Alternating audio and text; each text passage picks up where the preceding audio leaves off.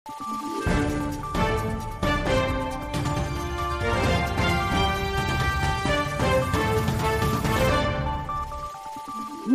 araw, Pilipinas! Ito ang Valiente News hatid sa inyo ng Office of the Vice President.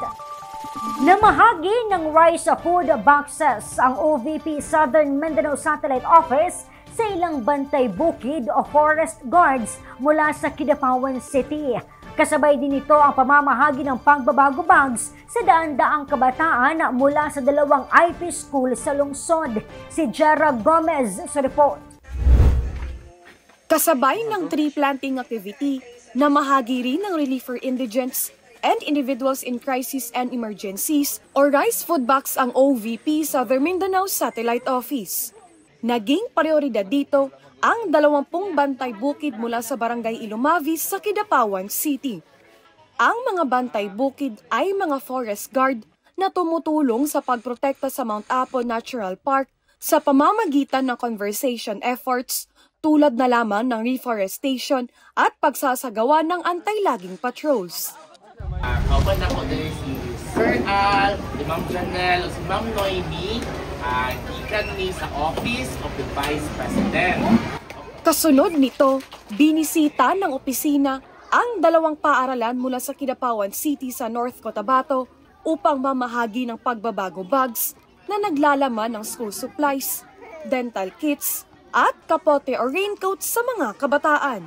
Base sa datos, umabot sa 221 na indigenous people o IP learners mula sa Sayaban Elementary School ang nakatanggap ng school bags. Mahigit 300 naman mula sa Lake Agco Integrated School. Naging prioridad dito ang mga mag-aaral na nasa baitang 1 hanggang 6. Bakas naman sa mukha ng mga mag-aaral ang labis na kasiyahan nang matanggap ang kanilang bagong school bags. Ipinagpapasalamat ng lokal na pamahalaan ng Kidapawan City ang mga programa, serbisyo at inisyatiba ng OVP. Malaking bagay po na napili po ang Kidapawan City bilang isa sa mga benepisyaryo ng programa ng ating Vice Presidente. We appreciate the vision, the leadership of our Vice President for thinking of the future, not only of the future of our children but the future of the environment. And we hope na mas marami pa pong matulungan ang ating Office of the Vice President, particularly in hard-to-reach areas po dito sa Pilipinas. Gusto po namin ipaabot ang aming taos-pusong pagpasalamat sa Office of the Vice President sa ginawa nilang tree planting activity dito sa Mount Apo at pagbibigay po ng mga bags para sa ating mga school children dito sa Sayaban and Lake Agco Elementary School. Target naman ngayon ng OVP SMSO na makapamahagi ng nasa 18,000 pagbabago bags sa mga mag-aaral mula sa Davao del Sur, Davao Oriental, Sarangani, Sultan Kudarat at maging sa mga madrasa schools sa General Santos at Davao City.